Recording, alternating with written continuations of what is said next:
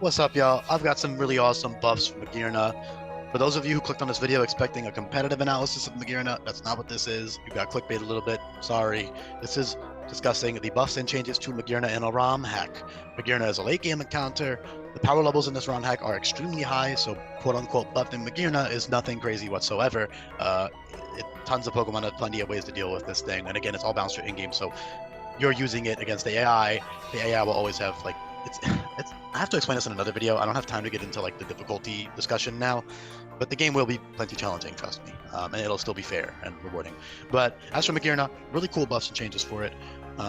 Keep in mind that there are 130 plus custom brand new moves in this hack, and I've buffed and changed 600 plus existing moves, and you can check out all those laid out in great detail in the description below. Please do give those a look. It took me several months alone just to make that move sheet, that move guide. I laid everything out in several different categories. There's like a table of contents and everything, so it's super elaborate. Please do give that a look.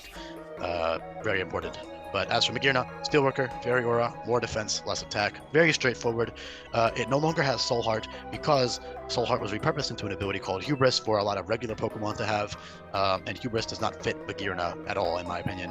And also, I think Steelworker plus Fairy Aura is way cooler. You get immediate nuke power, and you're still incredibly bulky. Again, to keep up with the hacks, Power Creep Magearna is a little bit bulkier, also just because it makes more sense for this guy to be bulky. Looking at the design and whatnot, they are this legendary. They will be obtainable on Pony Island at the earliest, so it's not like you're gonna have it for the whole game. It's a cool little late game mon if you want to add it to your party. If you're doing a hardcore Nuzlocke, again, you have like 1 out of like 50 legendaries you could possibly get, so it's not like you're guaranteed a Magearna.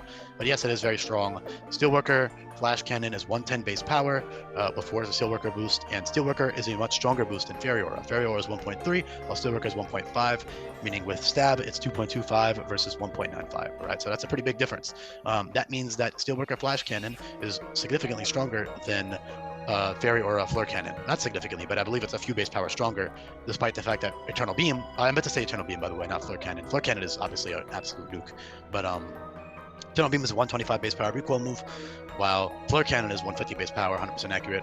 There are tons of new moves that function in that same way, by the way. So stuff like Zap Cannon, Blast Burn, Hydro Cannon, all types of moves are now having that same effect. So I do really highly recommend you give that a look.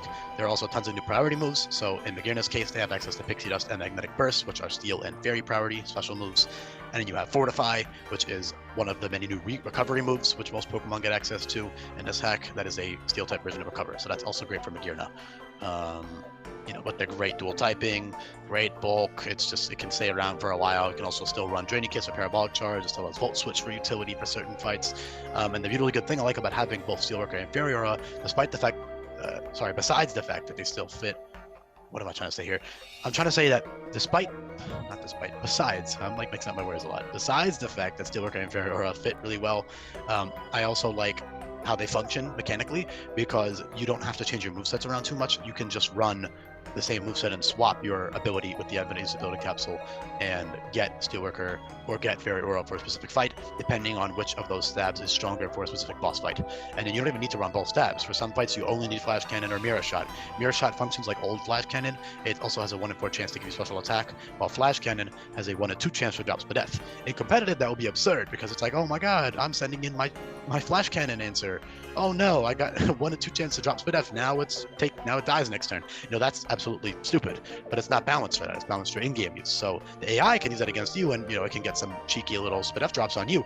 But in terms of you using it against the AI, the Spadef drop is significantly less important, because the AI isn't switching around and trying to take hits as much. So the only time they'll ever be doing that is with Volt Switch or Parting Shot or U-Turn, which are common moves, and they will use those, but at the end of the day, it's more of an issue for you to deal with than it is for them.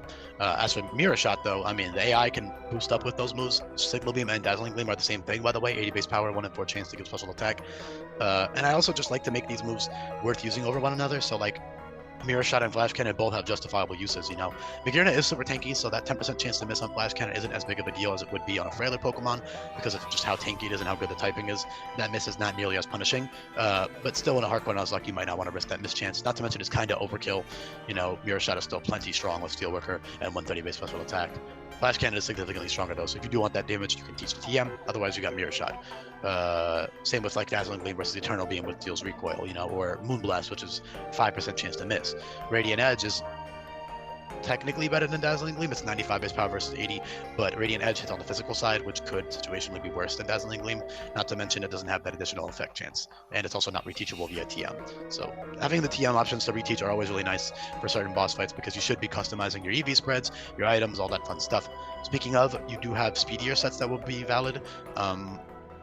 You have a usable choice scarf speed tier for certain boss fights. You can slap that on with your strong Steelworker or Fairy boosted moves.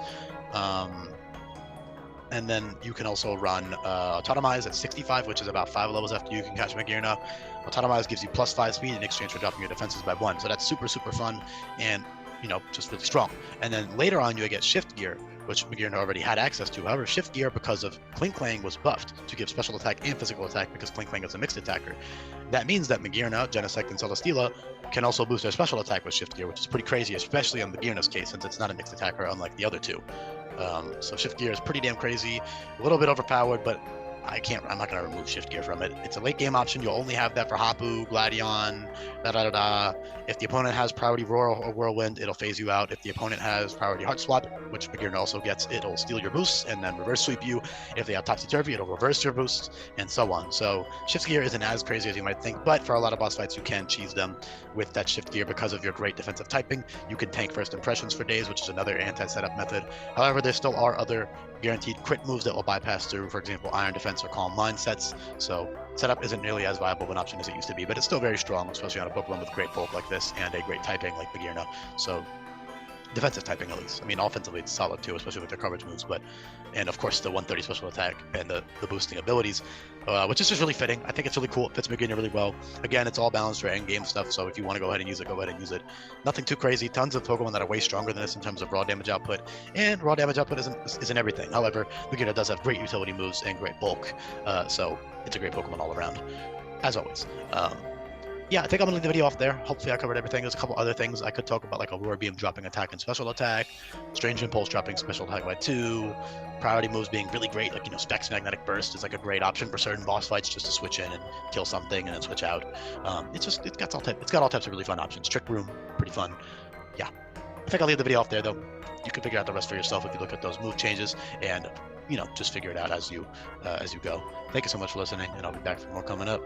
Peace, y'all.